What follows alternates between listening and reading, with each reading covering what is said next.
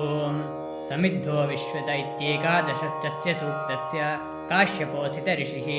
आद्याः सप्तगायत्र्यः अन्त्याश्रितस्रो अनुष्टुभः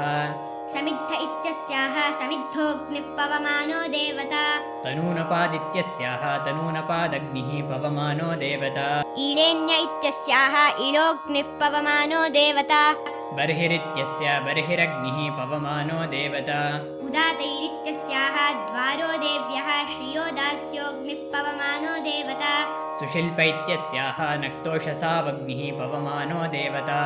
उभादेवा इत्यस्याः दैव्यौ होतारौ प्रचेतसौ अग्निः पवमानो देवता भारतीत्यस्याः तिस्रो देव्यः सरस्वतीला भारत्योऽग्निः पवमानो देवता त्वष्टारमित्यस्याः त्वष्टाग्निः पवमानो देवता वनस्पतिरित्यस्य वनस्पतिरग्निः पवमानो देवता विश्वे देवा इत्यस्याः स्वाहा कृतयः अग्निः पवमानो देवता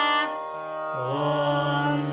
समिद्धो विश्वतस्पतिः पवमानो विराजति प्रीणन् वृषाकनिक्रदत तनूनपात्पवमानः शृङ्गे शिशानो अर्षति अन्तरिक्षेण राराजत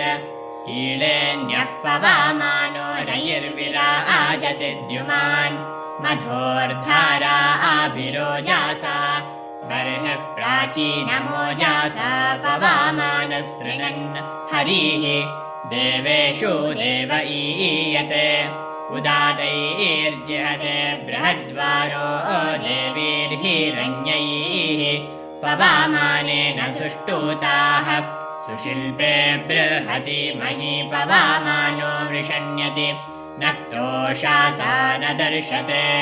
उहा देवान्धचक्षासा होतारा देव्या आहुवे पवमान इन्द्रो वृषाः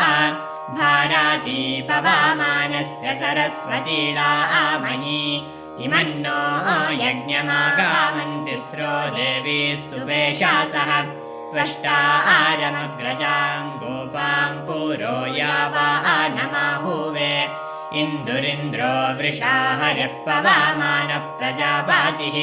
वनस्पतिम् पवमानमध्वा समङ्गिधाराय सहस्रावल्शम् हरितम् राजामानम् हिरण्ययम् विश्वे